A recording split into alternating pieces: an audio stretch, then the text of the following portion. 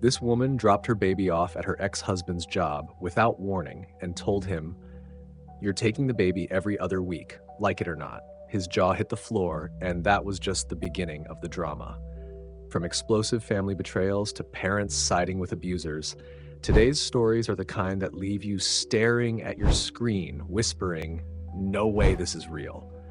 Because these aren't just petty roommate arguments or minor misunderstandings. These are full-on family implosions, loyalty tests, and moments where people had to choose between doing what's easy and doing what's right. You'll hear about a woman who told her ex-husband's new kids they were nothing to her, a man who refused to let his girlfriend's son touch his food, and a sister who dared to date the very man who once assaulted her own sibling. It's uncomfortable, it's infuriating, and at times it's heartbreaking. Hey, what's up, guys? Welcome back to AITA Chronicles, where we dive into the wildest Reddit AITA stories every single day. If you're into real human drama, impossible decisions, and those jaw-dropping moments where someone might have gone too far, you're exactly where you need to be. We're pushing toward our next big milestone, 10K subscribers, and every like, comment, and sub helps this channel grow. So if you enjoy chaos, conflict, and a front row seat to the internet's messiest moral dilemmas, smash that like button and hit subscribe. Let's jump into today's madness.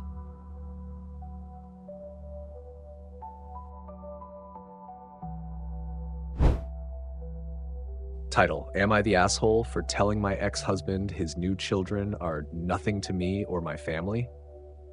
The story starts not with a casual disagreement, but with a deep fracture, one that was split wide open by cruelty, betrayal, and emotional wounds that never got the time to heal. The writer and her ex-husband share custody of two children, ages 12 and 10. On the surface, it's the usual co-parenting setup, but beneath that surface lies a painful history, one that still echoes through every interaction. Their marriage didn't just end, it imploded, not from quiet distance or mutual understanding, but from words that cut deeper than any knife. When the writer's ex decided he was done, he didn't just walk away, he decimated her. He called her disgusting, repulsive, said he had wanted to cheat because the idea of being with her made him physically sick. Imagine hearing that from someone you once built a life with. It's not just disrespect, it's dehumanization. And the worst part, it came out of nowhere. One moment he was blaming work stress. The next, he was emotionally unloading years of contempt in one brutal sitting. Later, he admitted to cheating twice. So much for closure. After that kind of ending, being friendly post-divorce wasn't just unlikely, it was impossible. The writer's family took her side, fully. They didn't just dislike him, they loathed the way he had torn her down. But, and this part matters, the kids never knew. The writer shielded them. She never weaponized her pain or turned the children into pawns. Instead, she chose peace for their sake. Now, fast forward a few years. The ex-husband has moved on, got remarried, started a new family, but strangely, despite everything that happened, he's been acting as if time should have erased the past, as if he gets to decide when things go back to normal. He started sending casual texts, social calls, acting like the betrayal never existed. The writer, however, wasn't playing that game. She drew the line. No small talk, no pretending, just co-parenting through a dedicated app, clinical, distant, safe. Still, he kept pushing the boundary. When his new wife was pregnant, he had the audacity to invite the writer's extended family to the baby shower. Yes, you read that right. After scorning her, degrading her, cheating on her, he expected her family to celebrate his fresh start. A baby shower invite? That's not just tone deaf, it's delusional. But the real tension erupted more recently. During a meeting with their youngest child's teacher, the ex-husband made a pointed complaint that the writer's parents had greeted their grandkids with love and hugs in public, but gave his new children and wife the cold shoulder. He said one of his younger kids even asked for a hug and got brushed off. And then, as if appealing to some fantasy of blended family unity, he said, "We're all one family in some way." And here's where the writer broke the silence. Here's where years of restraint, pain, and bitterness finally spilled over. She told him plainly that his new children are nothing to her or to her extended family. That yes, while they are half-siblings to her kids, she is not their aunt or mother figure or even friend, that he destroyed any hope of ever being friends. that he poisoned the well, and her family, they hadn't forgotten, and they never would. It was a moment of raw honesty, maybe even rage. But was it wrong? After the meeting, there was silence, but not for long.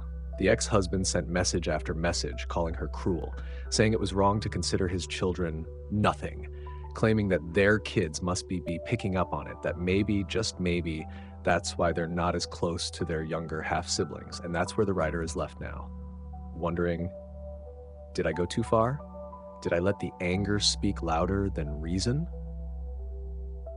So, is the writer the asshole? Let's really sit with that. On one hand, yes, the words were blunt. They were cold. Saying a child is nothing to you will always carry weight, especially when kids are involved. Innocent, unaware, undeserving of the drama that came before them. But, and this is important, context matters. Deep emotional trauma can't be swept under the rug just because someone wants a clean slate. The writer was viciously mistreated. Her ex-husband humiliated her, abandoned her, and tried to rewrite history as if none of it mattered. He didn't just want peace, he wanted forced forgiveness, packaged in family hugs and shared celebrations. That's not healing. That's gaslighting. The writer didn't scream at his children. She didn't alienate them intentionally. What she did was draw a firm, painful boundary. She reminded him, and maybe herself, that his choices have lasting consequences. That you don't get to bulldoze someone's life and expect them to hold your baby a few years later, like nothing ever happened. Could her words have been softer? Sure. But sometimes the truth hurts, especially when it's long overdue. So, am I the asshole? No, not in this case. The writer is a mother protecting her space, her peace, and her dignity. And sometimes that means saying things that don't sound nice, but need to be said.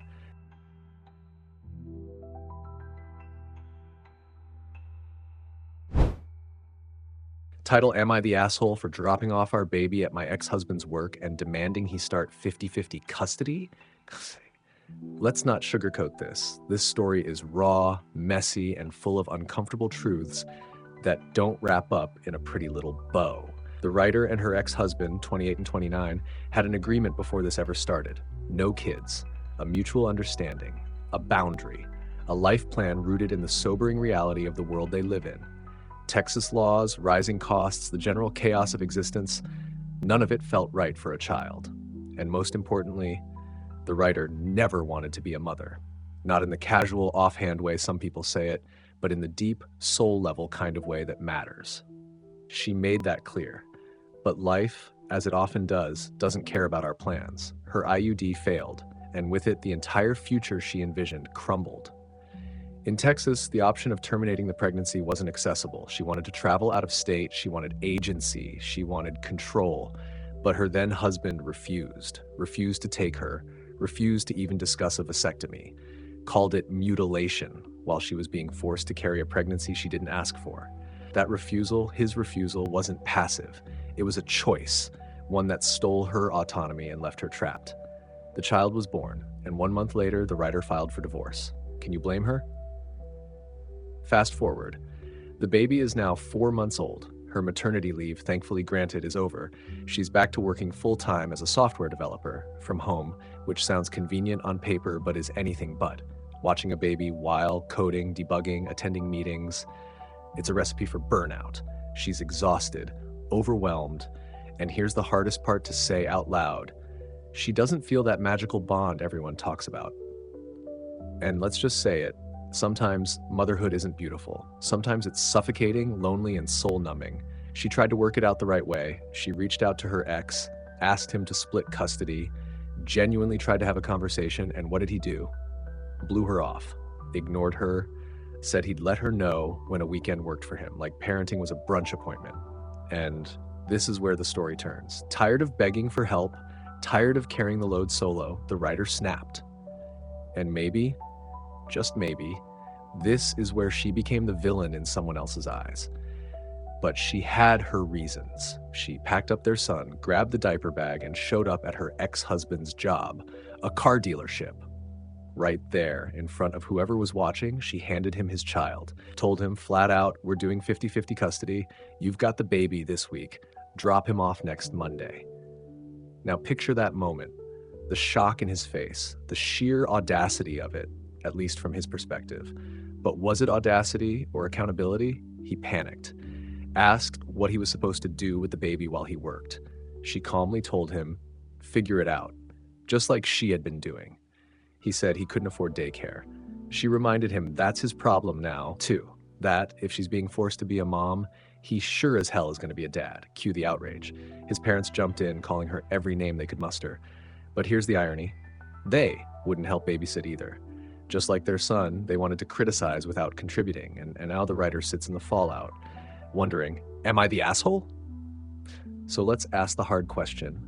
So, is she on the surface? Yeah, it's shocking. Showing up at someone's workplace and dropping off a baby like it's an Amazon return, that's bound to make people gasp. But let's look deeper. This isn't about being irresponsible. This is about being pushed to the edge. She did everything in her power to avoid the situation. She didn't want a child. She was denied the right to choose. She begged for equal parenting and was ignored. She's been drowning while everyone around her either judged or vanished. The ex-husband wanted to have a say in whether the baby was born, but now that the baby is here, he wants to tap out until it's convenient. That's not how parenthood works. You don't get to pick and choose the weekends when you're in the mood to be a dad. Parenthood isn't flexible just because your schedule is. She's not heartless. She's not dumping the child and walking away forever. She's asking for balance, for relief. For her ex-husband to step up and be an actual parent, not a visitor. And maybe she shouldn't have dropped the baby off at work. Maybe there was a better way. But here's the thing. Sometimes there is no better way. Sometimes people only listen when you disrupt their comfort. Final verdict? Am I the asshole? No. The writer is not the asshole. She's a mother who never wanted to be one, trying to survive in a reality she was forced into. She's doing her best. She asked. She was ignored. So she made herself heard. If anything, the real question should be, why are we so quick to judge women for breaking down, but never the men who abandoned them in the first place?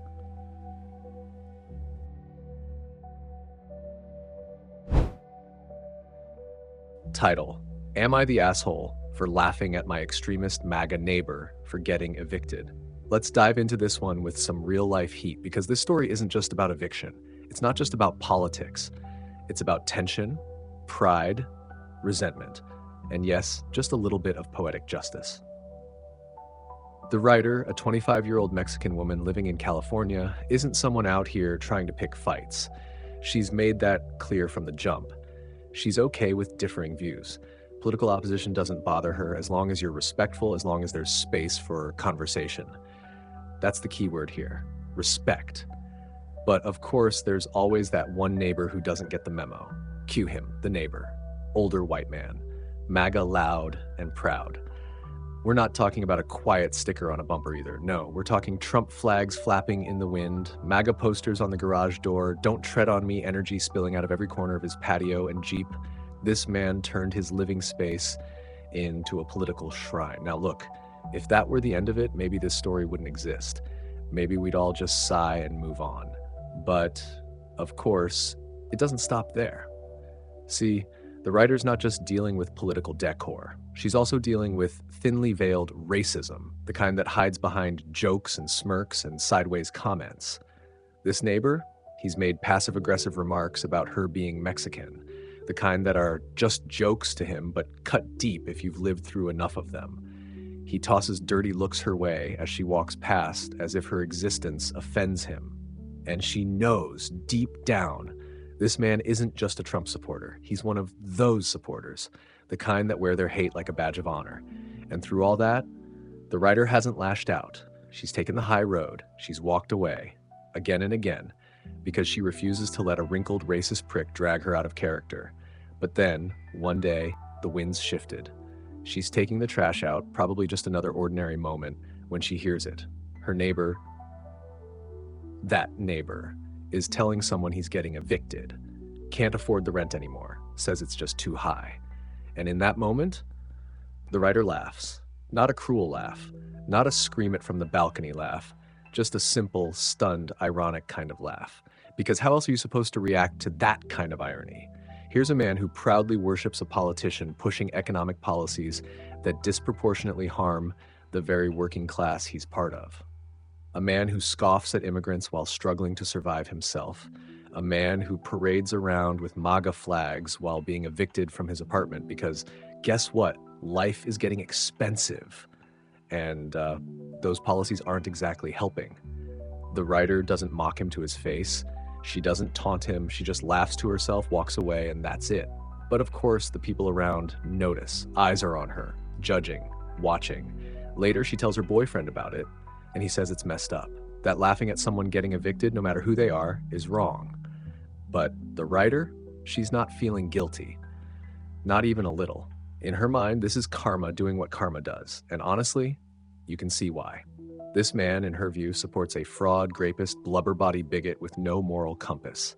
Someone who spent years stoking division, belittling marginalized communities, and giving platforms to hate. And now he's facing consequences. Real, personal consequences, while she, the very person he sneered at, gets to watch him fall off the pedestal he built for himself. So now the writer's wondering, am I the asshole for laughing at a man getting evicted, even if he's been nasty, racist, and full of hate toward me and others like me? Let's talk about it. This story, it's messy, it's raw, and honestly, it hits a nerve. Because on one hand, laughing at someone's misfortune feels wrong. Eviction is no small thing. It's hard, it's painful. It's a real-life gut punch that can change someone's entire trajectory. But on the other hand, this isn't about some poor soul who quietly struggled and fell behind. This is about a man who has made it his personality to be loud, hateful, and dismissive, especially toward people like the writer. And when someone spent their life punching down, it's hard to feel bad when life finally punches back. What we're looking at here isn't just schadenfreude, it's emotional release. It's what happens when someone who's been quietly absorbing little cuts of racism, xenophobia, and arrogance finally sees the other side stumble. And is that perfect? No. Is it human? Absolutely. Final verdict? Am I the asshole? Not in this context. The writer didn't mock him publicly, didn't shame him. She laughed to herself at the absurd, almost Shakespearean irony of it all. That doesn't make her cruel, that makes her human, frustrated, tired, and maybe just for one fleeting second, vindicated. That doesn't mean we should celebrate people losing their homes, but it does mean we can acknowledge that sometimes watching a bully stumble feels cathartic, especially when you've been his target. So no, writer, you're not the asshole. You're just someone who's been on the receiving end of too much hate and finally got a moment of quiet justice.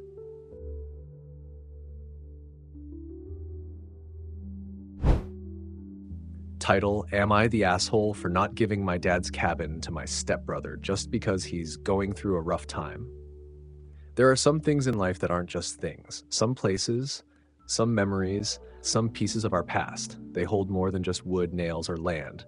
They hold people. They hold history. They carry the echo of someone who's gone.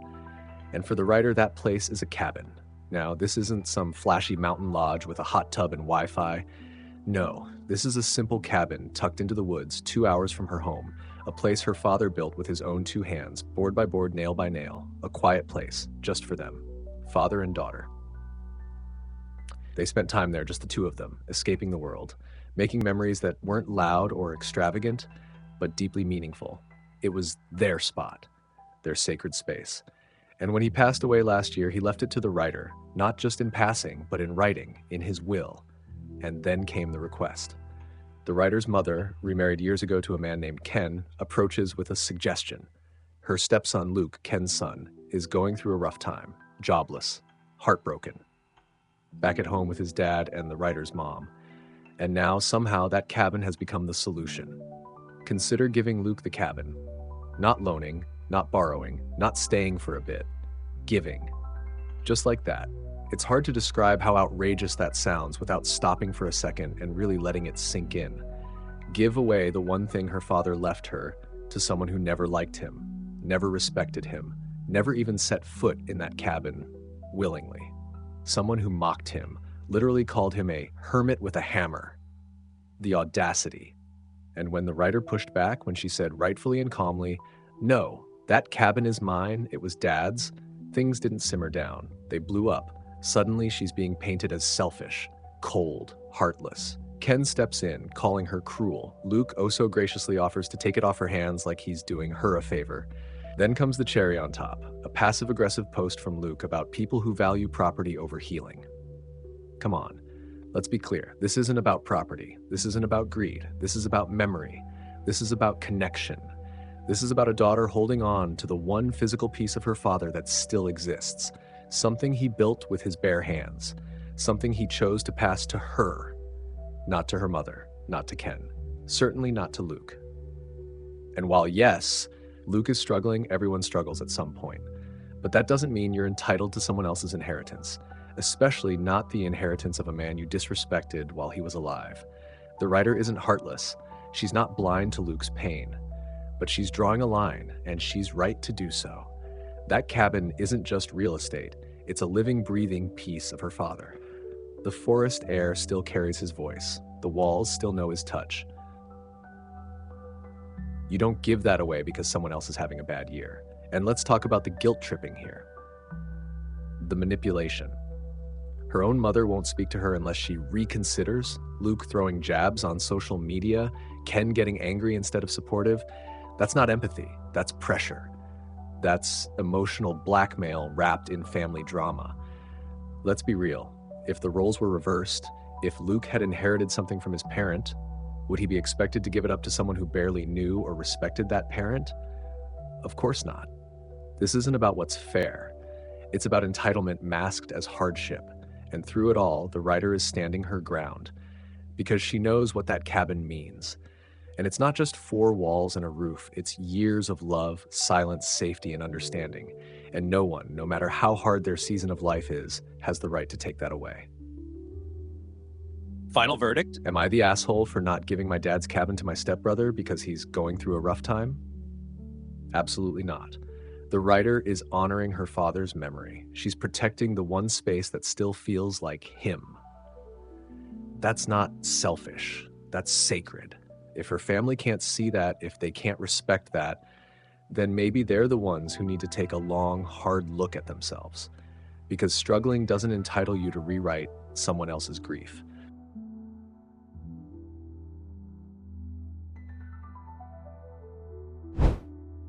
Title: Am I the asshole for getting a disabled lady charged? There's something that happens when you've been broken, physically, emotionally. When life hits hard and you're forced to relearn basic things like walking or driving or simply moving from one place to another. That kind of pain changes you. And for the writer, it started with an accident, the kind that doesn't just hurt, it halts your life. Both ankles injured, a damaged left knee, wheelchair bound for 5 months. That's not just recovery, that's a daily war, one most people don't see. Now, imagine being in that situation and still getting judged. The writer was doing what they had to do, thanks to a temporary disability placard that they could park in a designated disabled spot, not out of convenience, but necessity. Their daily driver, a manual, was no longer an option, so they pulled out their old Toyota Supra. Yes, a sports car. Yes, automatic. No, not ideal for wheelchairs, but it worked. Sometimes survival doesn't come in the form people expect, and then enters her. As the writer is setting up their wheelchair, already an ordeal on its own, a woman pulls up. She's in the adjacent disabled spot and immediately decides she's the gatekeeper of who deserves to be there. She doesn't ask. She doesn't listen. She judges. The writer explains the situation calmly. Temporary placard, recovering from surgery, everything legal and above board. But the woman?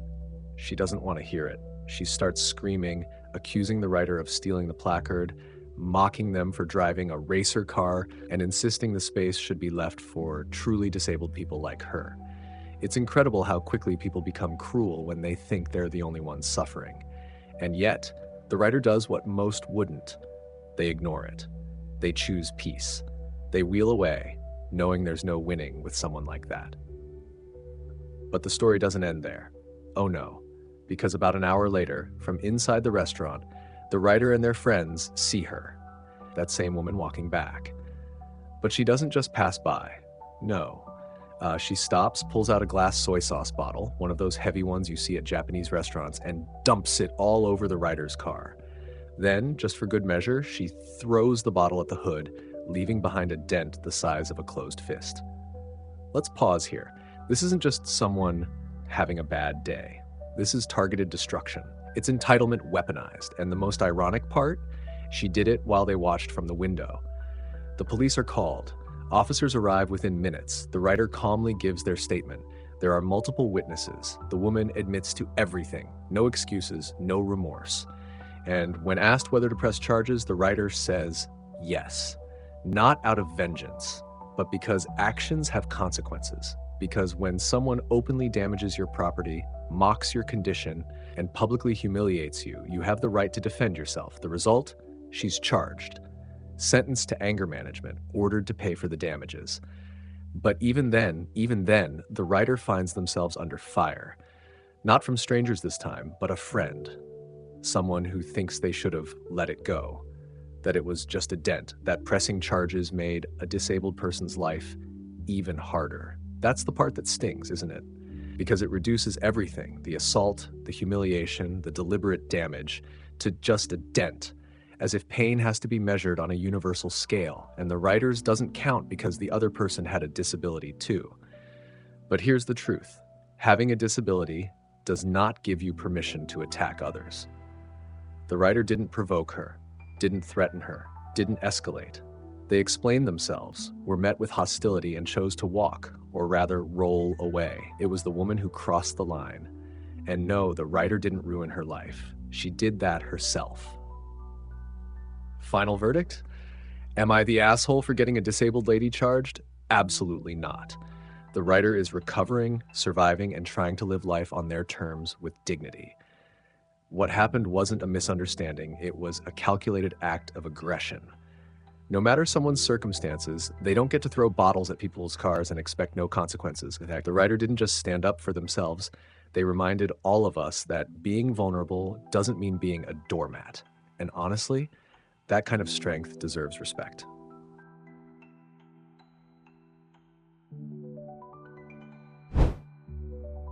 Title: Am I the asshole for fighting with my dad because I won't share my PS5 at my mom's house with my stepsiblings at his? There are few things more personal to a 15-year-old than the world they build around the things they love. The friendships, the memories, the moments. It all centers around the things that make them feel grounded, in control, and honestly, safe.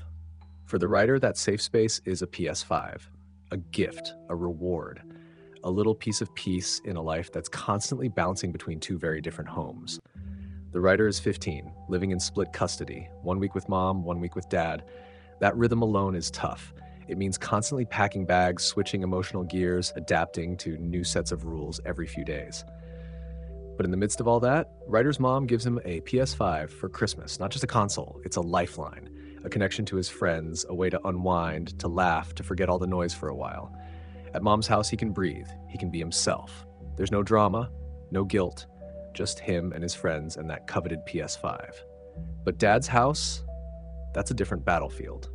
Dad remarried. His wife brought 6 kids into the mix, none of whom have their biological dads in the picture. The house is full, loud, chaotic, and, to put it bluntly, tight on money. The financial strain is real. So when writer's mom, who only has 1 child to care for, is able to afford something like a PS5, it stings over at dad's house. Not just for the stepmom, not just for the stepsiblings, but for dad himself. Because deep down, dad sees it as an imbalance, as unfair, as something he needs to fix. So when he stumbles across texts on writer's phone, messages between friends talking about gaming and the PS5, he snaps. Suddenly, this isn't just about a console. It becomes a moral crusade. Dad asks why writer never mentioned it, why he never brought it over. And then worse, he expects him to bring it next time. Not as a favor, but as a duty. Because in dad's mind, the PS5 is no longer writer's console. It's a symbol of inequality, of rubbing it in, of being selfish. But let's stop right there. This isn't about selfishness. This is about boundaries. The PS5 wasn't a shared gift from both parents. It wasn't bought with a blended household in mind. It was a gift from writer's mom to him in her house, period. So when writer says no to bringing it to dad's, he's drawing a line.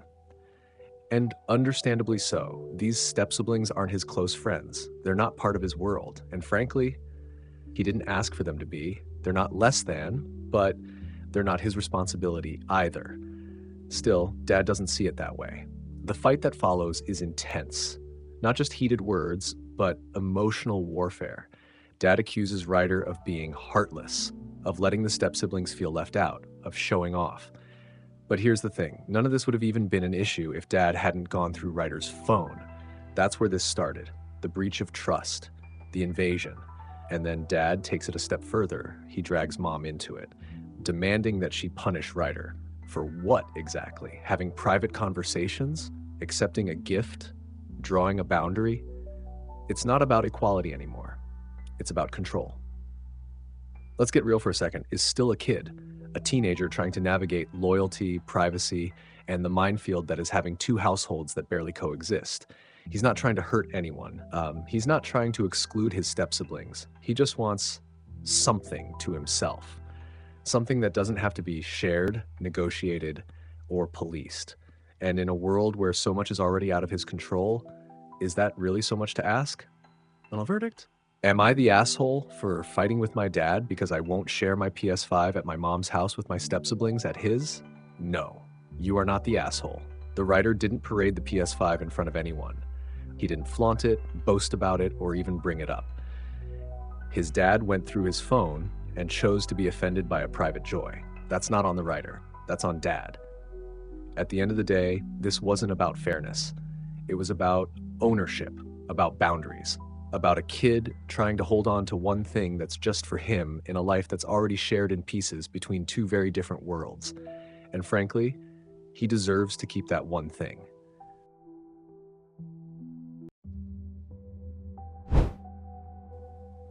Title: Am I the asshole for not helping my daughter find her biological father?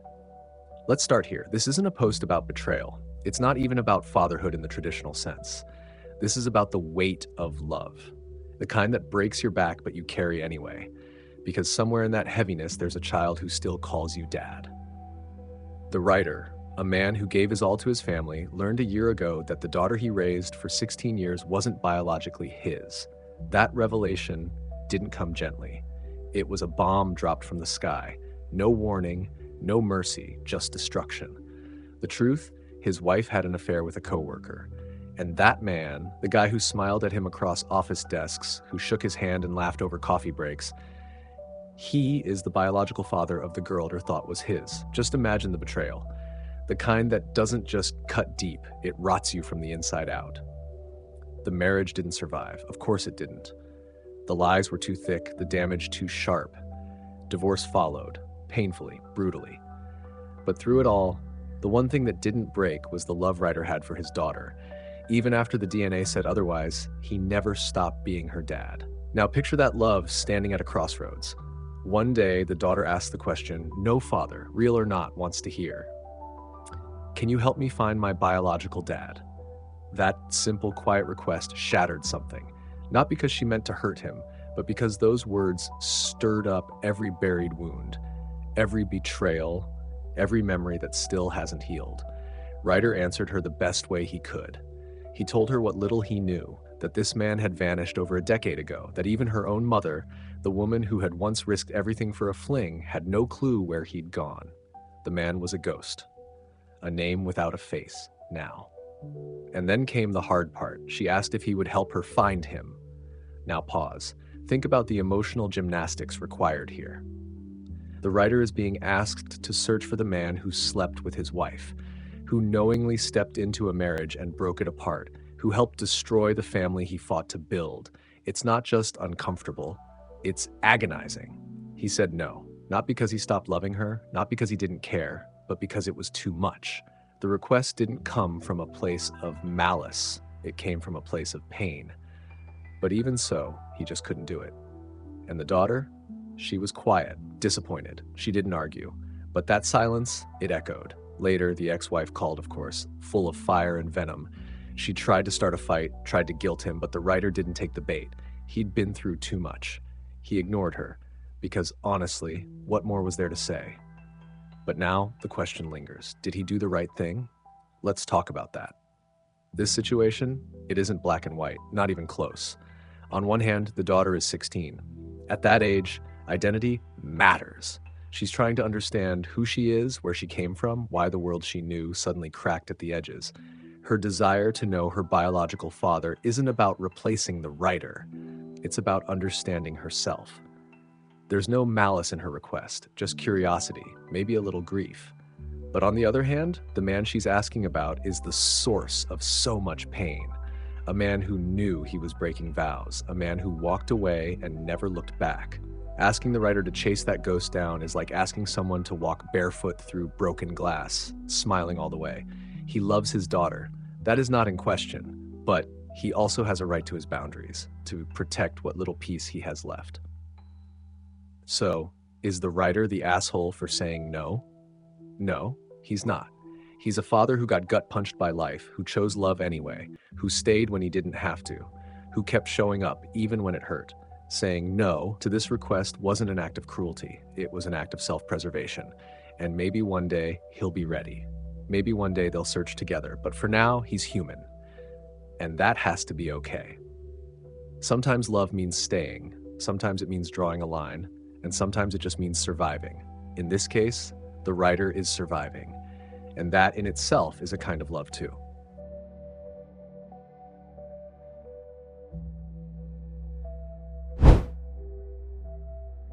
Title: Am I the asshole for telling my biological parents to treat me like their new kid's uncle who they only see at family gatherings? This isn't just a story about family, it's a story about identity, about who shows up for you, they, and who only remembers you when it's convenient. And sometimes the people who gave you life are not the people who gave you love. Let's go back to the beginning. The writer, now 17, wasn't raised by the people who brought him into this world. He was raised by the people who stepped up when those two simply said, "We're not ready." His biological parents, let's call them Elsie and Johnny, had him in their mid-20s, old enough to understand the responsibility of parenthood, but not willing to live it. So they handed that responsibility off to Elsie's own parents, Ryder's maternal grandparents. But they weren't just grandparents in name. They became mom and dad in every way that mattered. They clothed him, fed him, stayed up with him when he was sick, showed up to school events, helped with homework, and gave him the kind of unconditional love that too many biological parents fail to give. They weren't the safety net, they were the whole damn bridge. Ryder grew up knowing the truth. He always knew Elsie and Johnny were his biological parents, but it didn't mean anything, because love is action, and their actions screamed absence. No phone calls, no birthday cards, no attempts to build a bond, not even a casual check-in. For years, nothing. And it's not like they lived on the other side of the world. They were simply absent, ghosts in human form. Now, fast forward to when the writer turns 14. Out of nowhere, Elsie and Johnny decide to get married to each other, finally. And guess what? The writer is invited. No build-up, no attempts to reconnect first. Just an invite to their wedding, like everything was fine, like they hadn't spent over a decade being strangers. And to make it worse, Elsie was pregnant. That was the first time the writer saw his real mom, his grandma, angry, furious. Because they didn't just invite him to a wedding, they planned to ambush him with a new family. Introduce him as what? A son? A guest? A long-lost relative? No explanation. Just expectations. And yet, the writer stayed calm, cooler than most adults would be. He told his parents they were free to try and rebuild whatever relationship they wanted with Elsie and Johnny. He wouldn't get in the way. But boundaries, those were set. Elsie, of course, overstepped immediately. She wanted the writer's mom to fly out, stay with her for the birth, leave the writer behind, just like she once had. The irony is painful, isn't it? The woman who handed her baby to someone else now asking that same someone to abandon him for her second chance. The contact didn't last, at least not for long. But more children followed, 2 to be exact, and the biological parents slowly reinserted themselves into the wider family circle. Now and then the writer would see them at gatherings, but he kept his distance. No warmth, no drama, just boundaries. And then, the final straw. Elsie and Johnny pulled the writer aside to figure out what to tell their kids. They wanted to define the relationship. shape a narrative, rewrite a history they never helped write. They talked about being a family, about the writer stepping in as a brother. But the writer, he was done playing pretend. He told them bluntly and without hesitation that they should treat him like the uncle who shows up at family gatherings. Nothing more. That's the role they earned, not a brother, not a son, an observer. Because how do you show up 17 years too late and expect a front row seat? Johnny looked shocked, as if this was somehow a betrayal. He said they thought Ryder would want to be a brother. But here's the thing, they already had a brother. They just never showed up for him. The writer explained it clearly. He is a brother, their baby brother, because their daughter is his sister. That's the truth. That's the story they wrote by walking away. He reminded them with calm precision that mom and dad are the ones who raised him, that Elsie is a sibling in his life, not a mother, not now, not ever. And that stung. Elsie and Johnny weren't just upset, they were angry, accused the writer of being unrealistic, of having expectations that didn't match biology. But here's the kicker. Biological connection doesn't erase emotional abandonment. You don't get to hand your child off and expect a do-over just because you're ready now. They tried to guilt his parents. They called them, yelled, demanded some kind of alliance, but mom and dad, they held firm. They backed the writer, reminded Elsie and Johnny that this painful honesty is the result of the choices they made. So, is the writer the asshole for telling them to treat him like the distant uncle? Not even close. He's the one person in this story who never lied about what he wanted. He's the one who grew up without bitterness, without revenge, just boundaries. Honest ones. And if that truth is hard for Elsie and Johnny to swallow, that's on them. The writer was handed a broken deck and still managed to play it with grace. In the end, family isn't DNA. It's love, sacrifice, and showing up when it's hardest. The writer's parents, his real parents, understood that. Elsie and Johnny still haven't. And as for the writer, he's not the asshole. He's just the kid who finally said what no one else had the guts to say out loud.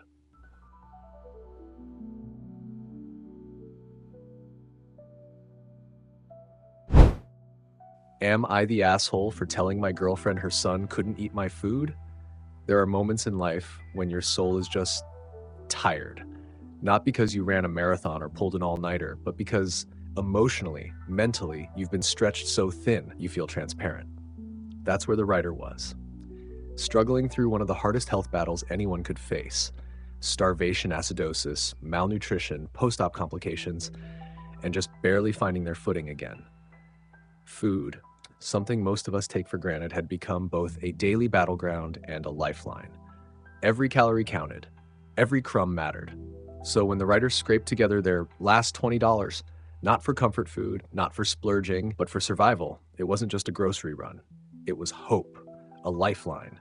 Carefully selected sandwich ingredients, a small bag of chips, and soda to help with calorie intake. That wasn't a snack stash. It was 2 weeks of survival in a plastic bag. And then the girlfriend showed up, unannounced, with her son. Now picture this. The writer, likely still recovering from pain and fatigue, just sat down to eat. One carefully planned, portion-controlled meal to help them stay afloat. And then the whining began. Loud, insistent, manipulative. The child wanted food. But the writer didn't have food for guests. Not because they didn't care, not because they were selfish, but because this was all they had. They explained gently, I don't have much. I only got food for myself. That's not cruelty. That's survival. And what did the girlfriend do? She turned to her child and said you can't eat here. As if the writer had just slammed the door in his face. As if they were some kind of villain denying food to a child for sport. And then came the accusation, if he were your biological child, would you stop him from eating your food? Let's pause here. What kind of question is that? What kind of manipulation is that? This wasn't about biology. This wasn't about love. This was about respecting someone's boundaries, especially when that someone is going through medical hardship. The writer didn't even get a chance to answer. Just no, before being cut off and ambushed with judgment. It wasn't a conversation. It was an emotional trap. And while the writer was being verbally cornered, the kid waltzed into the kitchen, grabbed one of the sodas, a lifeline for calories and hydration, and stared the writer down like it was a game of chicken. And the girlfriend? She said nothing, just gave a look that said, "Let's see what you do now." So the writer gave up their own drink. That's not being heartless. That's being pushed to your breaking point. The writer didn't eat that night, didn't drink. Their emotions got so tangled up in the guilt, shame, and stress that they just shut down. That is not the behavior of someone who doesn't care. That is the reaction of someone who has given everything until there was nothing left to give. And it wasn't the first time. The girlfriend had promised to replace food before. She forgot. The writer went without. Again. But what cuts the deepest? The imbalance. When the writer visits her house, they cook for her, they offer to get food, they make sure everyone's taken care of, and when it's the other way around, the girlfriend misses the message or simply doesn't ask. That's not partnership. That's a one-way street where only one person is expected to sacrifice. And let's talk about that kid. The one who snacks all day, wastes food, demands more, and has been raised to expect access to whatever he wants.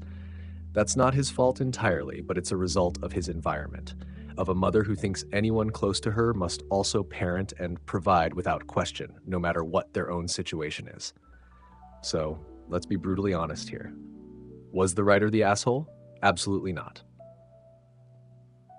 They were a person struggling with post-surgery malnutrition, barely holding it together financially and physically, who had to defend the right to their own food in their own home. And when the stress got too high, they gave up their meal anyway. That's not being an asshole. That's being exhausted. The real question isn't, was the writer in the wrong? It's, why did they have to even explain themselves? What do you think?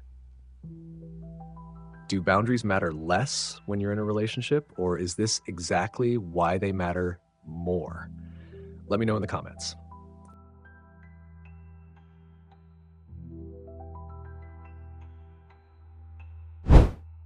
Am I the asshole for demanding to check my brother's girlfriend's bags before they left my house? Some betrayals don't come with broken glass or screaming matches. Some feel like a quiet, creeping rot, something you never expected, happening right under your roof.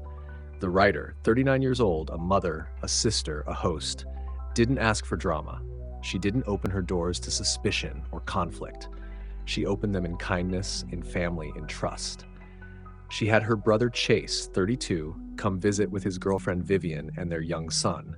Vivian also brought along her two daughters from a previous relationship, little girls aged 5 and 8, almost the same age as the writer's own 7-year-old daughter. It felt natural. Family coming together, kids playing, laughter in the halls, one of those rare weekends where things feel whole. But the thing about trust, when it breaks, it doesn't always shatter. Sometimes it splinters, silently, painfully, right through your heart. The visit had gone well up until the very end. Just an hour before everyone was set to leave, the writer's daughter tugged at her sleeve, concerned. Some of her favorite toys were missing, not just random things, but items she cherished. That kind of worry hits different when it comes from your kid. It's not just about missing plastic and fabric. It's about why it's gone, where, who.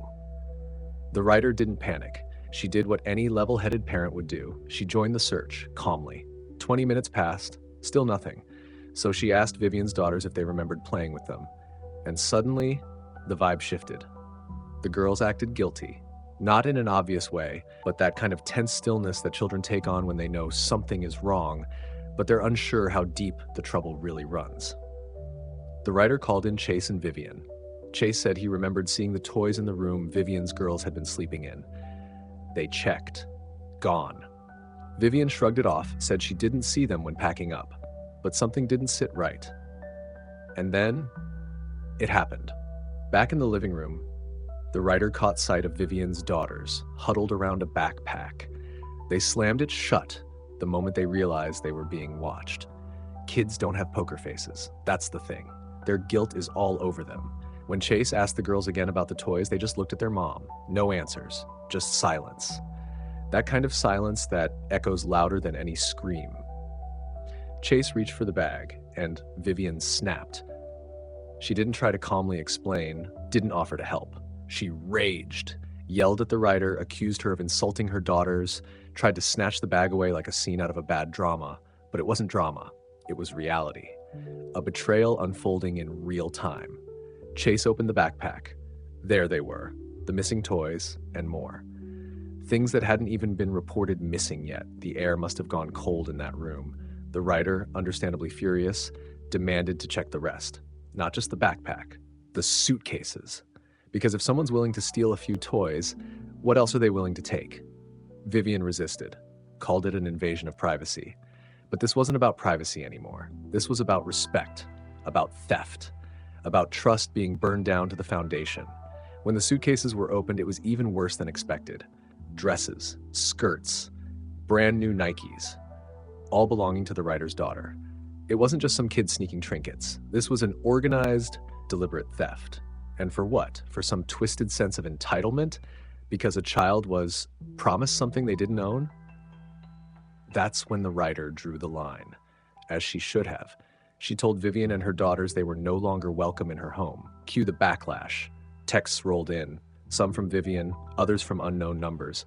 People calling the writer cruel, accusing her of humiliating the girls, breaking their hearts, because they had apparently been promised those items.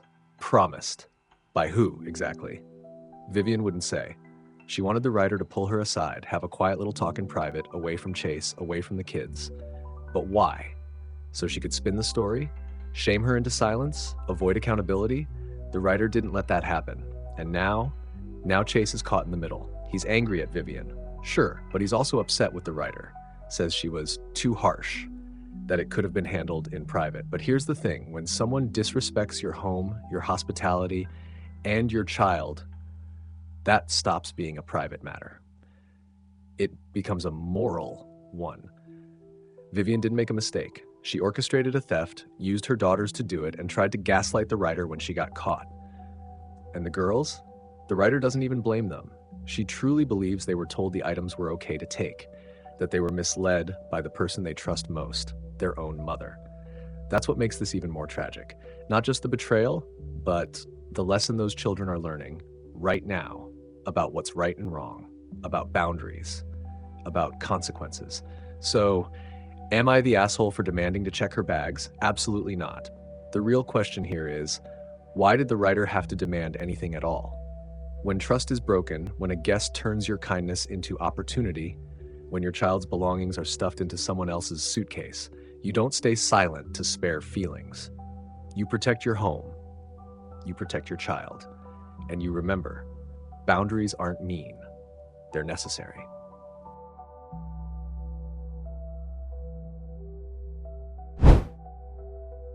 Am I the asshole? My wife asked for it, then got upset when it happened.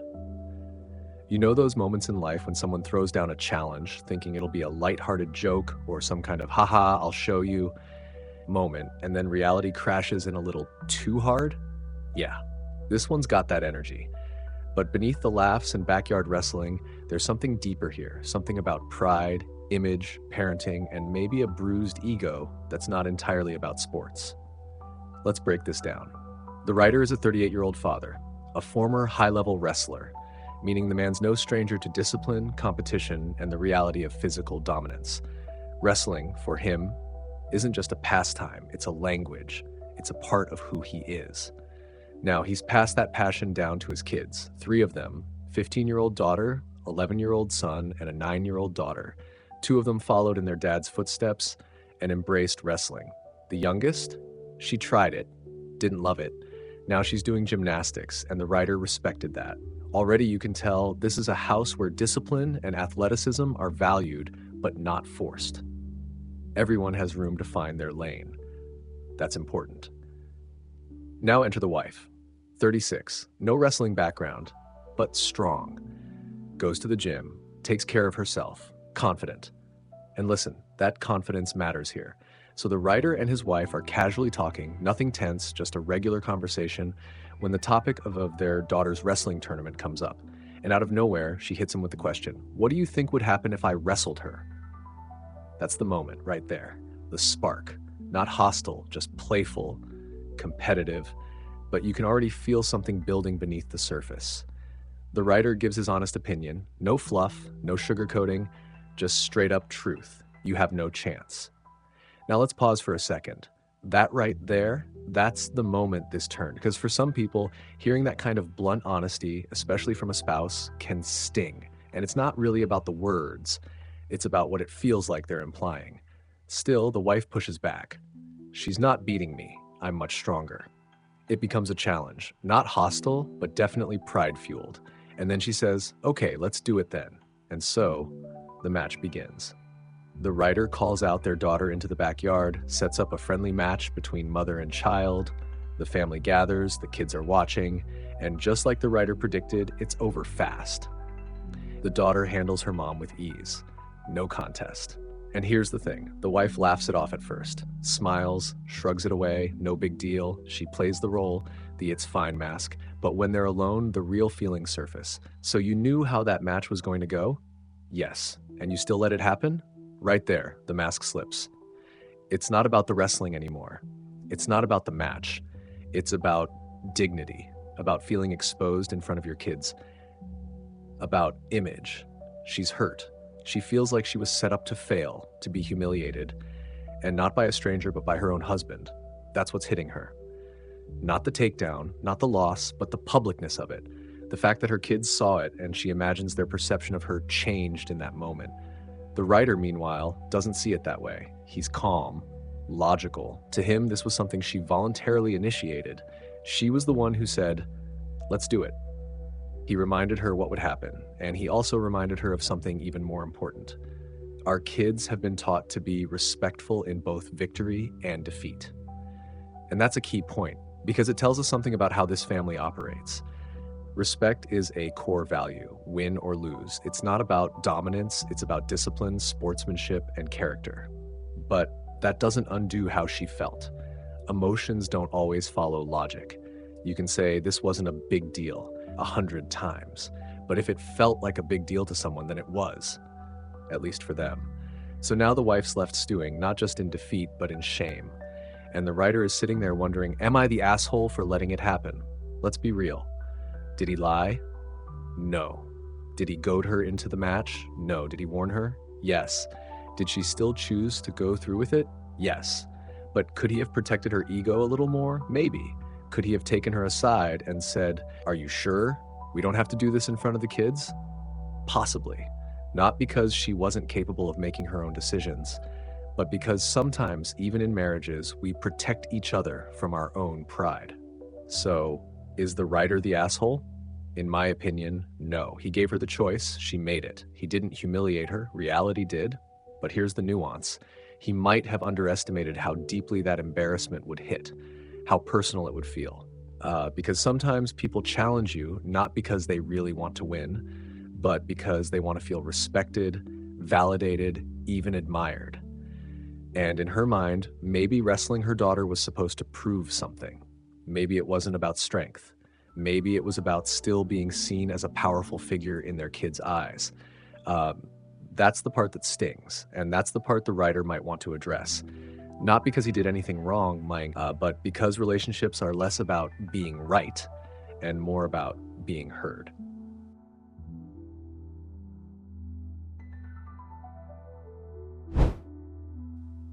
Am I the asshole for threatening to expose my dad's affair to get him to stop fighting for custody?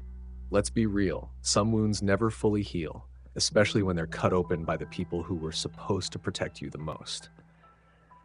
This isn't just a story about custody or divorce. It's about betrayal, forced forgiveness, and what happens when a child is expected to carry the weight of adult mistakes. The writer is 16, old enough to drive in some states, old enough to work, old enough to understand betrayal with the kind of clarity most adults wish they didn't have. He was just 8 years old when the truth of his parents' marriage shattered like glass under a boot. His father, his role model, was cheating. And not just behind closed doors. No, this was a full-on public spectacle in the making. The writer wasn't shielded from it. He was dragged into it. Dragged. That word isn't used lightly here. This wasn't just hearing hushed arguments behind a bedroom door. His father took him to the other woman's house, asked him to babysit her kids so they could sneak off and cheat. Imagine that. An 8-year-old forced into the role of silent accomplice, sitting there with someone else's child while the two people you're supposed to respect the least disappear into another room. Together. Let that sink in. That other woman, she was married too. Her husband had to get a paternity test just to confirm if the kid was his. The entire thing, the fallout, was messy, ugly, public. The writer's mom walked away, marriage destroyed. And from that moment on, the writer never looked at his father or the woman who became his wife the same way again. So, yeah, the writer hates them. Both of them. And it's not some petty teenage rebellion. It's not over curfews or chores. This is deep. This is foundational. Still, life didn't stop. His dad and the woman eventually got married. They had more kids together. And they tried act like they were one happy blended family, the kind you see in commercials. But the writer, he never bought into the fantasy. He never played along. Every moment in their house feels like walking through fire. Not anger, not tension. Contempt. That kind of slow-burning resentment that poisons every interaction. The kind you don't get over just because someone says it's time to forgive. The writer only wanted one thing, to stay with his mom. The one parent who didn't lie, didn't manipulate, didn't drag him into emotional warfare. But custody doesn't care about feelings, not in court. Despite being 16, an age when you'd think your voice should matter, the judge ruled he still had to go see his dad. That choosing peace wasn't up to him. Not yet. So there he was, being shuffled back and forth, forced to smile, forced to visit, forced to sit at the same dinner table as the people who fractured his childhood. Until therapy, ironically, made one thing clear. He wanted out. Fully. Permanently. No more weekends, no more fake smiles, no more pretending. But his dad wouldn't stop fighting. Not for connection, not for healing, but for control. The final straw? Dad tells him he needs to forgive and move on. As if this is something you just get over like a bad test score. As if he hadn't weaponized his own child to maintain an affair. And then, when the writer snaps and calls it out, calls his stepmom the trash he cheated with, his dad has the audacity to act shocked, as if truth spoken out loud is somehow worse than the behavior that caused it. Then comes the guilt trip. The manipulation. His stepmom starts talking about how the younger kids love him, how they would be crushed, that somehow the burden of their happiness, of their understanding, is now his to carry.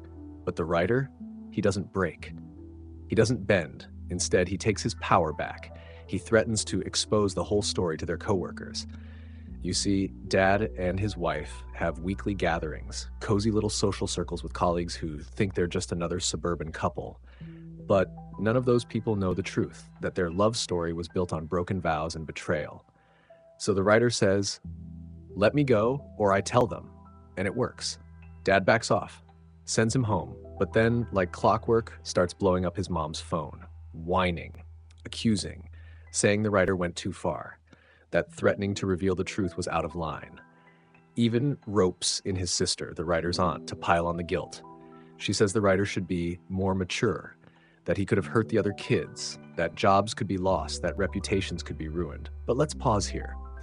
What does mature look like in this situation? Is it letting yourself be emotionally steamrolled? Is it being the bigger person again, while the adults in your life hide behind false smiles and gaslight you into submission? Because here's the thing, when the grown-ups in the room won't take accountability, sometimes the kid has to be the one to draw the line. So, is the writer the asshole? Let's call it what it is. Absolutely not. The writer didn't ask to be put in this situation. He didn't cause the affair. He didn't shatter his family.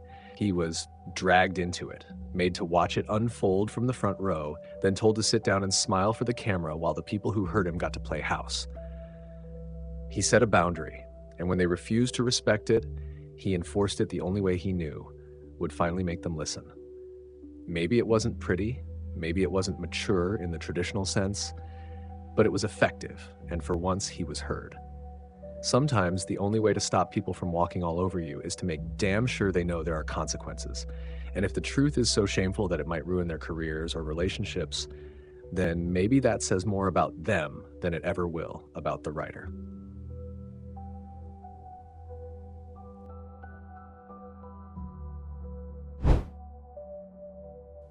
Am I the asshole for telling my friend I don't care about the gender of her baby? Sometimes friendships don't end in screaming matches or betrayal. Sometimes they just slowly wear you down.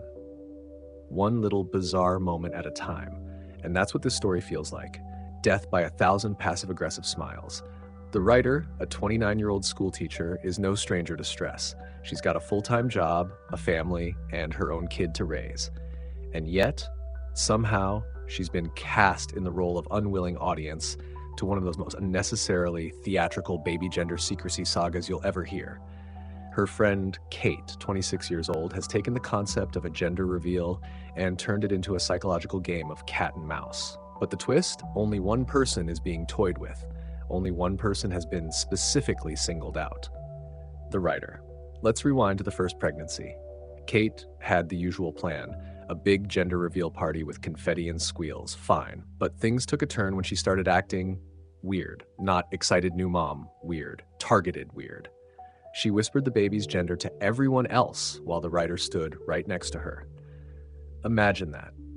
You're in a room, your so-called friend is spilling the big secret to others right in front of you, and when you ask, she just grins. Not cute, not charming, not quirky. It's calculated. There's something almost mean about it, and it didn't stop there. You think that's bad? Kate, in what can only be described as a deeply unhinged move, goes into the writer's classroom without permission and tells a group of second graders the baby's gender, then makes them promise not to tell her. Let's pause. Second graders. She brought literal children into this weird social game she was playing. That's not just petty, that's unsettling. And again, the question hangs in the air. Why only the writer? The writer, meanwhile, is also pregnant at this time, having a girl, sharing it openly, and doing what normal people do, living her life. But every time they talk, Kate stops mid-sentence whenever the conversation even brushes up against gender topics. It's like she truly believed the writer was obsessing over her unborn baby's gender. As if the writer, a fully grown adult with her own family and responsibilities, had nothing better to do than pry into Kate's secret. The delusion of grandeur here is off the charts. But still, the writer lets it go.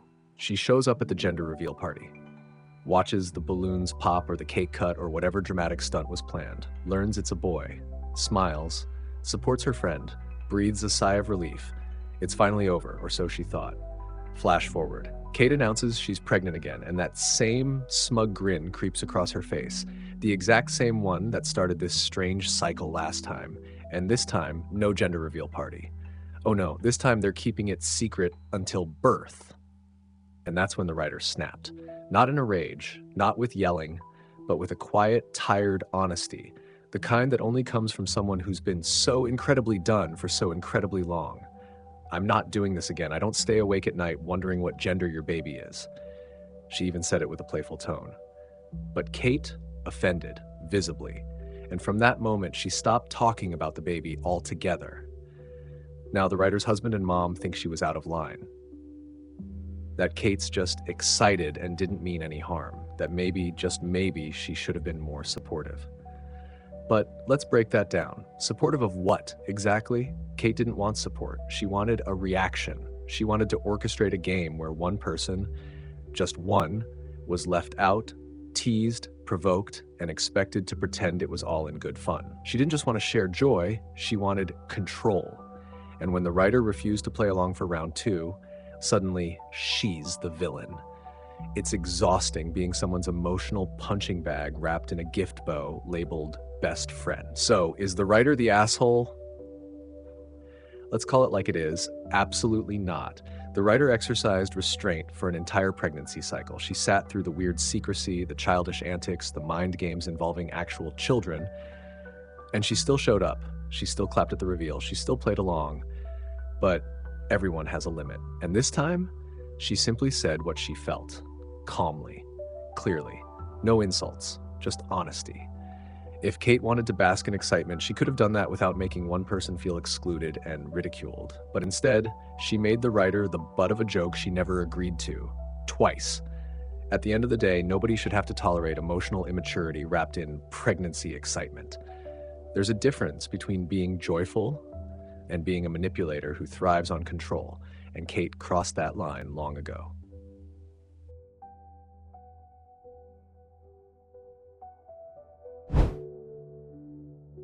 Am I the asshole for considering divorce after accidentally dropping my daughter and being shouted at by my wife? That this story isn't loud. It doesn't start with fireworks or fighting. It starts with something far more quiet, far more real. A mistake, a moment, a man holding his baby daughter. The writer, a father of two, one child from a previous relationship and a new 10-month-old baby with his wife, was simply trying to navigate a normal day. But that day took a sudden, sharp turn because of a sewing needle. Yes, a sewing needle. Harmless when sitting on a shelf, dangerous when hidden on a floor. The writer was holding his infant daughter when he stepped on it. Just a second, a spike of pain, a loss of balance, and before he could even register what happened, his daughter slipped from his arms. She fell. Let's just pause there. Imagine that moment. The instant dread, the panic, the sickening fear that time has slowed and sped up all at once. Fortunately, miraculously, the baby was okay. There were no injuries, no bruises. The writer did the right thing immediately. He called the pediatrician. They examined her, gave the all clear. But the damage wasn't to her body. It was to something else entirely, to the family. Because when they got home, it wasn't concern or relief that met him. It was rage.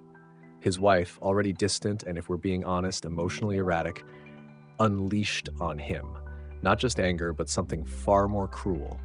Not only was she screaming at the writer, she was shouting at their eldest daughter, a 4-year-old, for what? Being nearby? Being alive? And it wasn't a one-off. This was just another link in a chain of behavior that's been growing heavier with time. The writer had already suspected something deeper was at play. Maybe postpartum depression? It would make sense, right? She had been acting distant, cold, blaming, explosive. But when he gently tried to raise the possibility, she laughed it off, called it fake, said women who claim to have postpartum are just lazy and hateful. Let that sink in. Not only was she possibly struggling, she was mocking the very idea of struggling. Still, the writer pushed for answers. He cared. He wanted to help. They scheduled appointments, saw professionals. The diagnosis? No postpartum.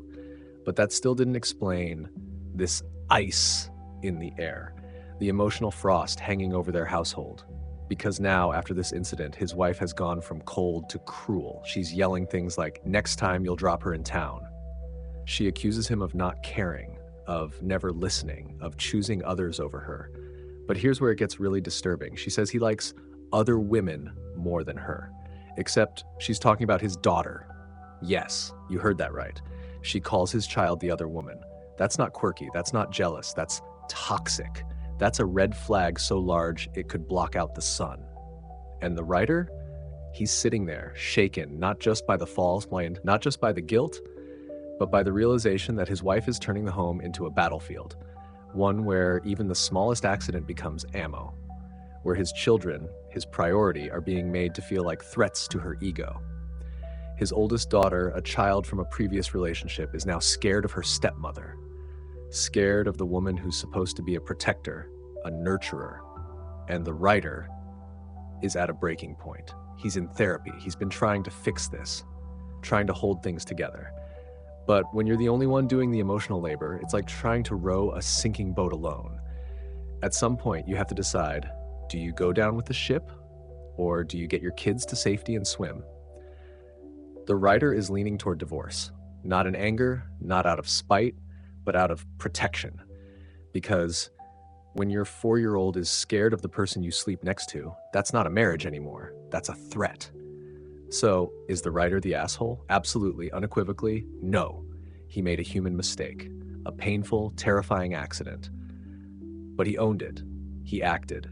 He did what any responsible parent would. He got help. He followed up.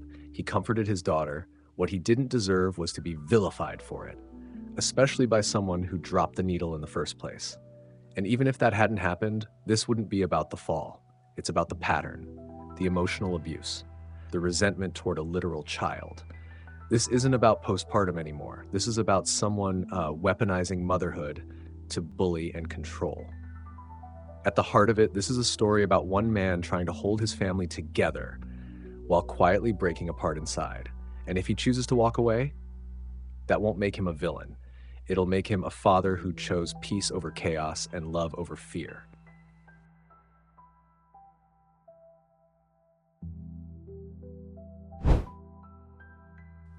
Am I the asshole for telling my husband that his mom can watch me give birth if my mom gets to watch his prostate exam? This story starts the way a lot of stories do, with excitement, new beginnings, and a couple preparing for the birth of their child.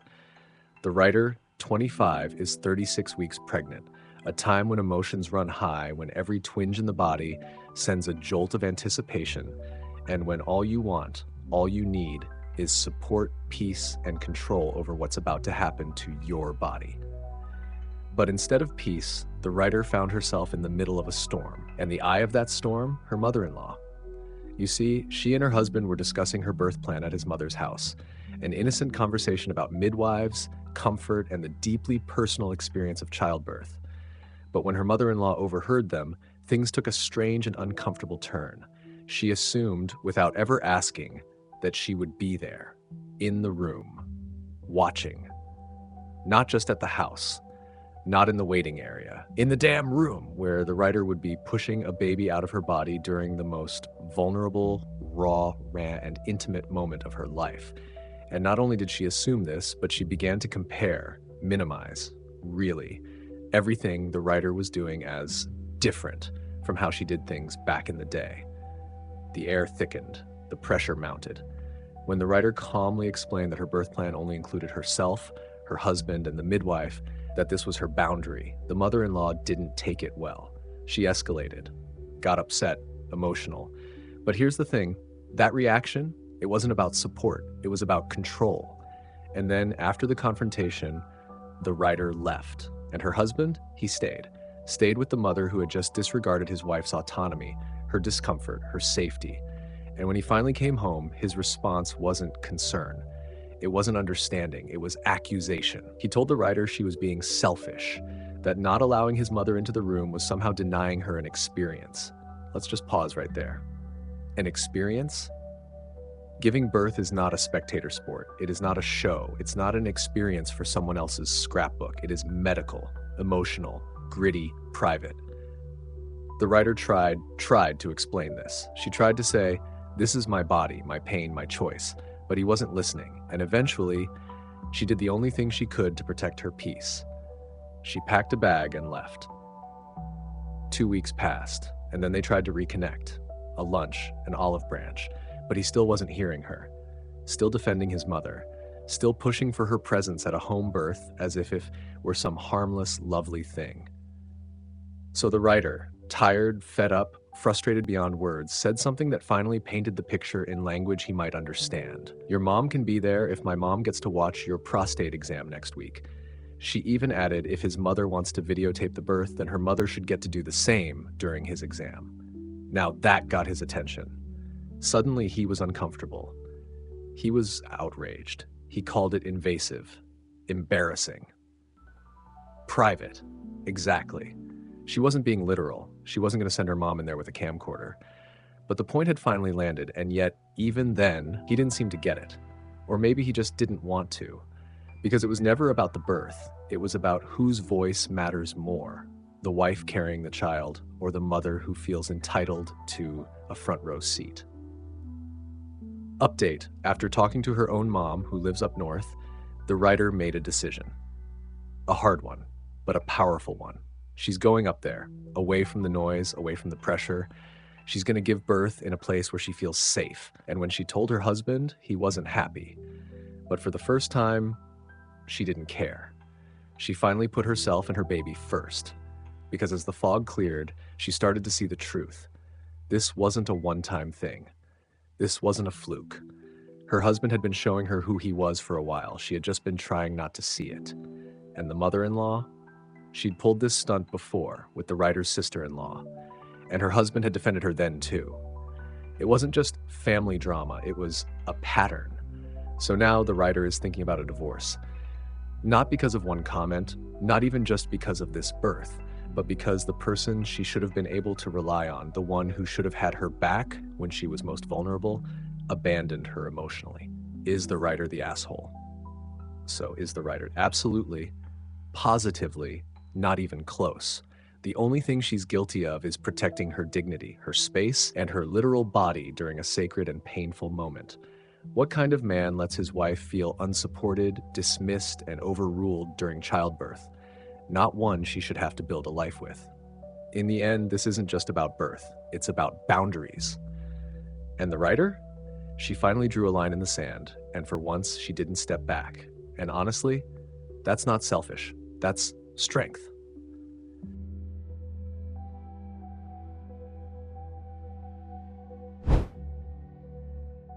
Am I the asshole for how I told my brother's girlfriend that sperm doesn't help with acne? This story doesn't start with drama. It starts with a quiet evening, just four adults gathered together. Laughter, drinks, casual conversation. One of those nights where no one expects things to go sideways. But sometimes all it takes is one sentence to shift the entire mood. The writer is a 37-year-old man, a medical doctor, someone who values evidence, logic, and facts, not just because it's his job, but because misinformation, especially in the medical field, truly grates on him. He and his younger brother, Hank, 34, are both dermatologists, and that detail, it matters more than you'd expect. Joining them are the writer's wife, Kelsey, and Hank's girlfriend, Jane. Jane is 25, young, bright, kind. She's not an academic, but she's got heart. And in this world, that should be enough. But in this moment, innocence met cynicism. While sitting around, the conversation drifted to skincare, as it often does in these circles. That's when Jane casually mentioned something she had either heard, believed, or maybe was told directly, that sperm helps with acne. A moment of silence. Then the writer responded. Not softly, not gently, but directly.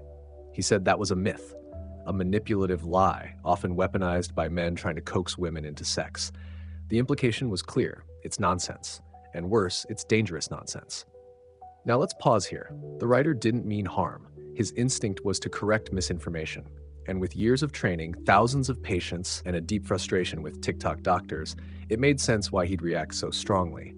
But sometimes truth, when delivered too bluntly, hits like a slap instead of a nudge. And Jane? She was stunned. Suddenly, this wasn't about acne. It was about trust. Because the moment those words landed, she turned to Hank and asked, "Why did you tell me that sperm helps with acne?" And Hank, caught in the headlights, shrugged it off, said it was a joke. But Jane didn't laugh. She didn't argue. She wanted to leave. Whether from embarrassment, betrayal, or just needing space, she was done. And because she'd been drinking, Kelsey, ever the calm presence, offered to drive her home. The moment she was gone, the blame started. Hank turned on the writer, accused him of humiliating his girlfriend, of making him look like a liar, of blowing a dumb joke way out of proportion. And the writer, he stood his ground. He reminded his brother of something that shouldn't need reminding. As doctors, what we say carries weight. Whether we whisper it in confidence or toss it out in jest, people believe us, especially patients, especially women, especially those who already feel vulnerable in their own skin. Hank wasn't having it. He said the writer made him look bad, but the writer couldn't help but wonder, maybe Hank was bad in this situation. Because if a licensed dermatologist tells a 25-year-old woman, someone with adult acne, someone who trusts him, that semen is a skincare solution, is that a joke? Or is that manipulation? Then came the edits. And this is where the story truly turns. The writer hesitated to say more, but something in his gut wouldn't let it go. So he shared a deeply unsettling truth. Most of Hank's girlfriends have had adult acne. So do most of his patients, young women in their 20s and 30s. This pattern wasn't just a coincidence. It was forming a shadow. And then it got worse. The writer confided in his wife, told her his suspicions. She followed her intuition and spoke to Jane. And then she spoke to some of Hank's patients. Women who trusted him with their faces, their stories, their bodies. And one story shattered the silence completely. A neurodivergent patient in her 30s. Vulnerable, looking for help. And Hank, the licensed dermatologist, told her to have her boyfriend, as the writer put it, do something to her face to help her acne. Something so inappropriate, so deeply unprofessional, that it made their stomachs turn. This wasn't a one-off joke. This was a pattern of exploitation dressed up as expertise. So now the writer is facing a question far bigger than who said what at dinner. Now he's staring down the reality that his own brother, his colleague, might be violating the very oath they both swore to uphold. First, do no harm. Because telling a girlfriend something untrue is one thing. Telling a patient especially one who may struggle to understand nuance or read social cues that semen is medical advice. That's abuse of power. So now the writer and his wife are taking the next step, reporting him, because silence protects no one. And in this case, silence has already allowed too much damage. So, is the writer the asshole? No, he didn't just speak up at dinner. He uncovered something dark, and when he saw the signs, he didn't look away. He followed them, he asked questions, and when the answers became too disturbing to ignore, he did what most wouldn't. He acted. And that makes him not the asshole. That makes him brave. Because sometimes standing up for what's right doesn't look like a grand gesture. Sometimes it starts with a quiet correction at dinner and ends with the truth finally seeing daylight.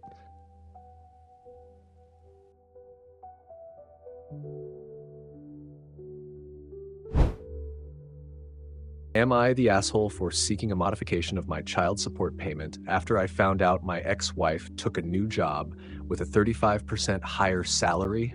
Sometimes the hardest decisions aren't the ones made in courtrooms or mediation meetings.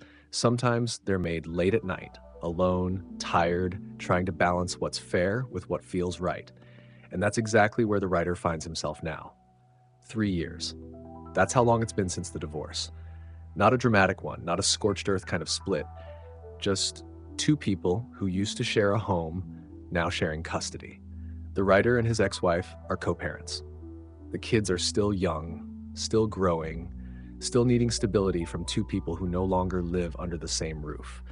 And in that time, the writer has done his part. He pays child support, he has the kids on weekends, he's still involved, still showing up, maybe not as much as he wants to, but as much as life allows. Now, here's where the story takes a turn. A few weeks ago, during a casual conversation with his ex-wife's brother, someone the writer's still close to, it came up that she'd taken a new job, a better one, a job with a 35% increase in pay, better benefits, a trade-off, sure, worse work-life balance, but financially it was a major leap forward, and she never told the writer. Not a word. That might not sound like much to some people, but to someone who's been calculating every dollar, staying up late to juggle work, parenting, bills, and expectations, it landed hard. So the writer did what many in his position would. He spoke to his attorney. And what he learned was simple. With an income increase that's significant, he has every legal right to request a modification in the child support arrangement. That's not vengeance, that's not pettiness, that's the law.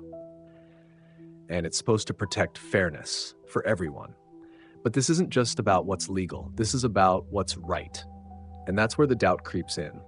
Because the writer isn't trying to punish his ex, he even admits bluntly that he worries how this might be perceived.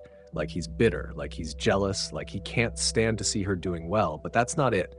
He's proud she's doing well. She's the mother of his children. Of course he wants her to succeed. But at the same time, he's struggling. And it's not just financial, it's emotional. It's physical, long hours, overnight shifts, 84 hours in 5 days. That's not just hard, it's inhuman. And that kind of schedule makes parenting feel like a blur of drop-offs and rushed weekends, not real time spent together. He's turned down leadership roles that would require relocation, even though they could improve his financial situation, because moving away would mean seeing his kids even less. So he stays, and he works. And he does everything he can, even if that means scraping by. Now, here's another layer people don't always see. The writer isn't some disengaged dad mailing in his child support check and calling it a day. He covers the kid's insurance, his plan is better. He uses childcare vouchers from his job. He pays for extras, clothes, expenses, the things that come up unexpectedly when you're raising little humans. And still, he hesitated. Because when he found out about his ex's higher income, months after the fact, it felt like a breach of trust. The courts had told them, if there's a big change in income or life circumstances, you're supposed to report it, period. She didn't. And now he's left wondering, why? Why didn't she mention it? Was it just an oversight? Was it on purpose? Was she hoping no one would notice? It doesn't help that she knew the rules. They both did. These were laid out clearly during the divorce. If one of them had a significant change, more income, less income, a major shift, they were supposed to inform the court, because the child support arrangement is based on both incomes.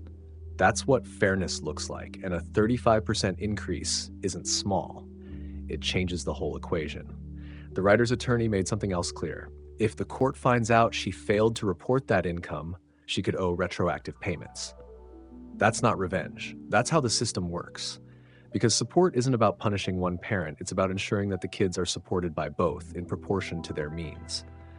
Still, the writer can't help but feel conflicted. He ends his post weary, emotionally tired, physically drained. Just got home, he says. No dramatic conclusion. Just that familiar ache so many parents know, especially the ones trying to hold it together while quietly falling apart. So, is he the asshole? Let's call this what it is. He's doing his best. He's not trying to be vindictive. He's not dragging his ex through court out of spite. He's doing what any reasonable person would do when faced with an imbalance they didn't create, one that affects not just him, but his children too. And if there's one thing to take away from this, it's that asking for fairness isn't being an asshole. It's being responsible. It's doing what needs to be done, even when you know people might misinterpret it. The system exists for a reason, and sometimes it takes courage to step back into it, not out of anger, but out of necessity. So no, the writer is not the asshole. He's a father, a tired one, a frustrated one, but most of all, a present one.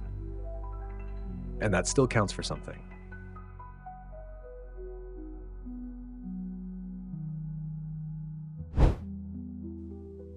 Am I the asshole for withdrawing as my brother's best man because his wedding is on our sister's death anniversary? Some wounds don't heal with time. They just change. Some days, they sting less. Other days, it's like they've been ripped wide open all over again. For the writer, the pain of losing his sister hasn't faded. It's become part of who he is. And now, he's standing at the crossroads of celebration and grief, and they've landed on the same damn day. Let's go back. The writer was honored, genuinely honored, when his brother asked him to be the best man. It meant something. A sign of closeness, brotherhood, trust.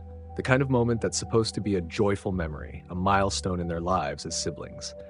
But then came the date, a detail so often overlooked in wedding planning. Just a number on a calendar to some. But for the writer, it wasn't just a date. It was the date. The anniversary of the day their sister took her own life, 5 years ago. A tragedy that never stopped echoing through the walls of their family home. To say it's a painful day doesn't even scratch the surface. The writer didn't just grieve, he carried the weight. He organized her funeral. He supported their mother when she could barely stand. He bore the brunt of the aftermath while still trying to process the loss himself. And now, that same day is supposed to become someone else's wedding anniversary, their brother's happiest day. A day of toasts, dancing, laughter, while the rest of the family sits in silent mourning. It's not just tone deaf. It's like rewriting the meaning of the day entirely, like burying someone's memory beneath a layer of cake and confetti. But here's the thing that twists the knife deeper. When the writer brought this up, not with anger but with pain, his brother and future sister-in-law didn't blink. No sympathy, no compromise, just a flat-out no. They said they don't put much thought into that day and insisted they need joy. Need joy? As if joy can only exist by steamrolling over grief, as if the family's pain is just an inconvenient footnote in their love story. And now the writer is torn. He doesn't want to be the guy who ruins the wedding, the one who makes everything about himself, but standing beside his brother on that day, pretending to smile, pretending everything's okay, it would feel like a betrayal. Not just to their sister's memory, but to everything he's endured in silence since she died. And what about their mother?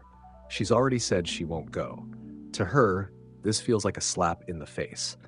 And honestly, can you blame her? Watching one child die, only to watch another celebrate on the same day, it's a cruelty she shouldn't have to bear. So here's the question. Is the writer the asshole for stepping back? No. He's not the asshole. He's grieving. He's hurt. He's human. And more importantly, he's not trying to sabotage the wedding. He's not demanding the whole thing be canceled. He just can't pretend the day doesn't hold meaning. He can't dance through the echoes of a scream that never left his ears. Sometimes people say grief has no timeline, but it does have anniversaries. Moments that reawaken everything. And for this family, that day is sacred. Not for celebration, but for remembrance, for silence, for candles, for tears.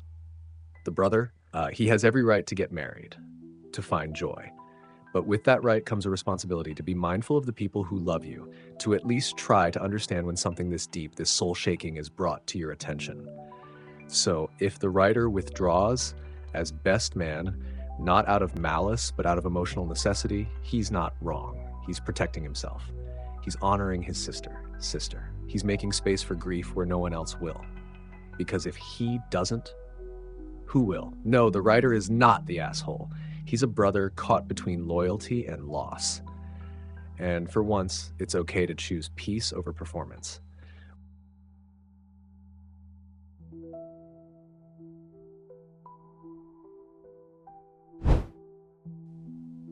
Am I the asshole for having a blowout fight with my mother-in-law after she grumbled about everything I cooked for dinner? There's a quiet sort of pain that builds over time. Not the kind that hits you like a freight train, but the kind that drips one condescending word at a time until your patience is soaked and your pride feels paper thin.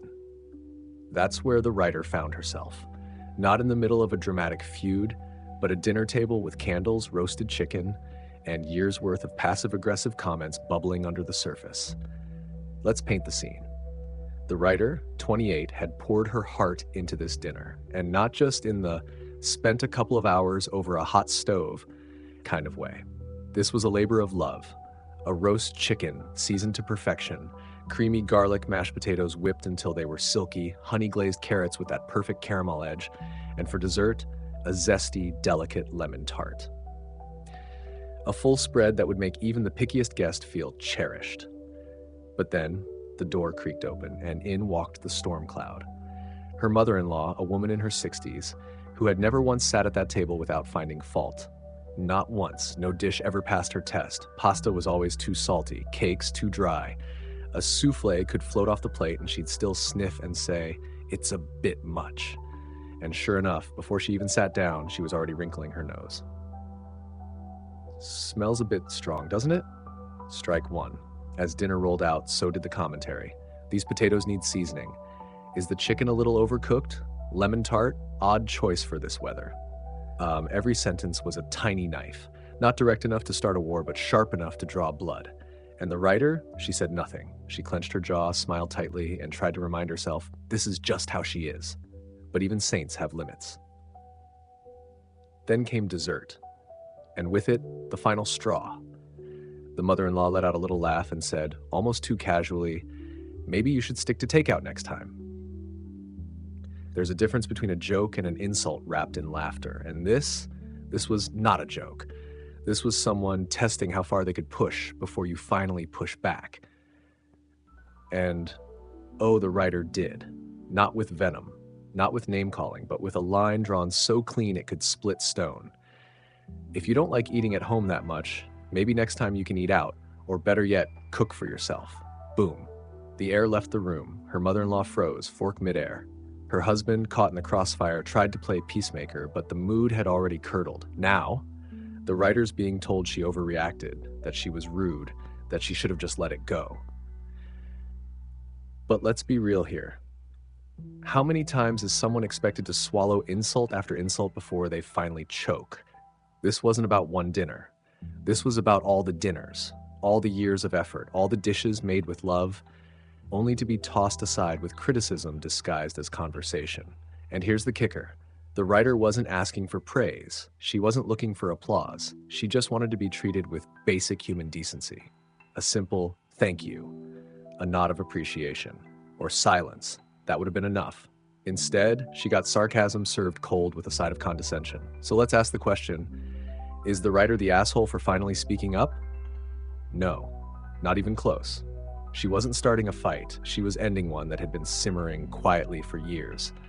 Sometimes standing up for yourself doesn't come in the form of a speech. Sometimes it's one clear, defiant sentence that says, you don't get to treat me like this anymore. Final verdict? The writer is not the asshole. She's someone who tried over and over again to keep the peace, who cooked not just to impress, but to show love. And in the end, she simply asked for what she deserved, respect. Let's hope the mother-in-law hears the message loud and clear.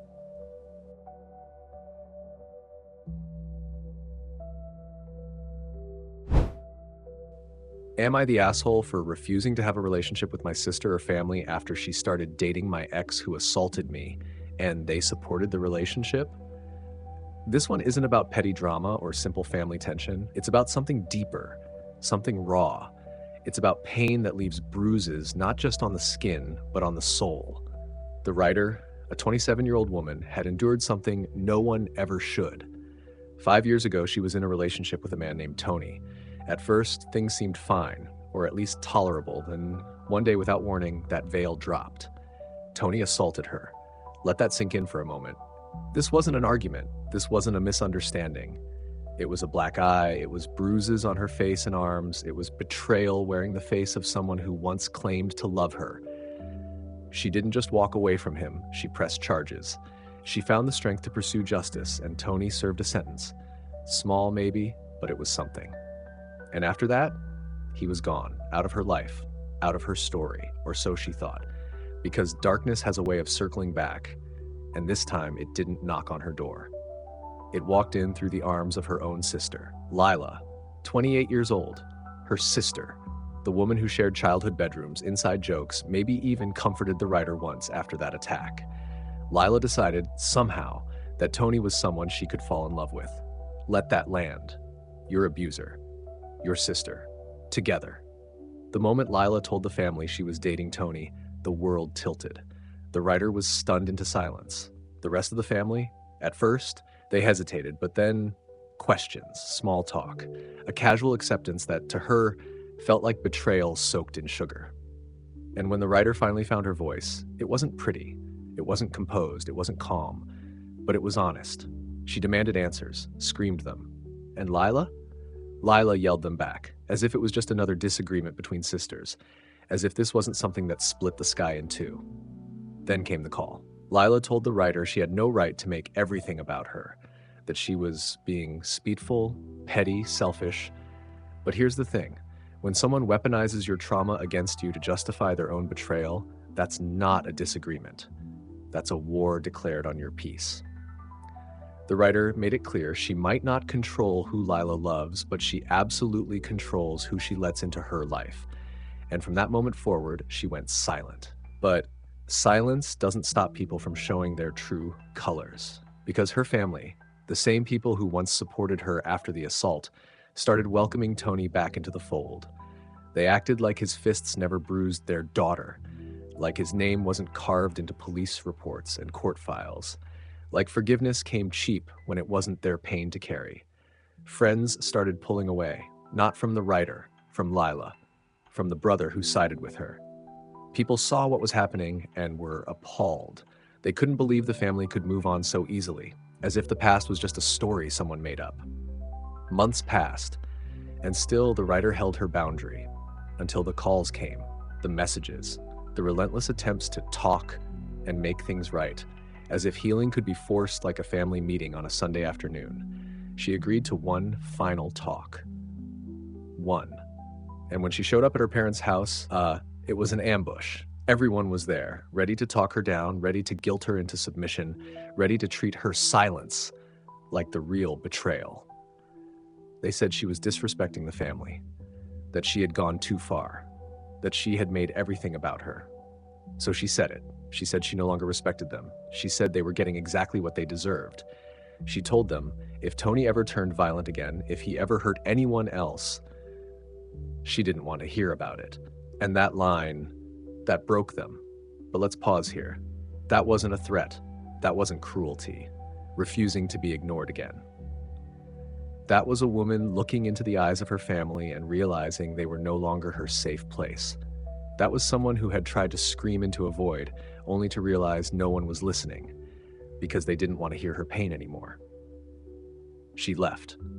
She blocked them. She told extended relatives to stop passing messages, and now she's being told she'll regret it too harsh, that her silence is the real problem.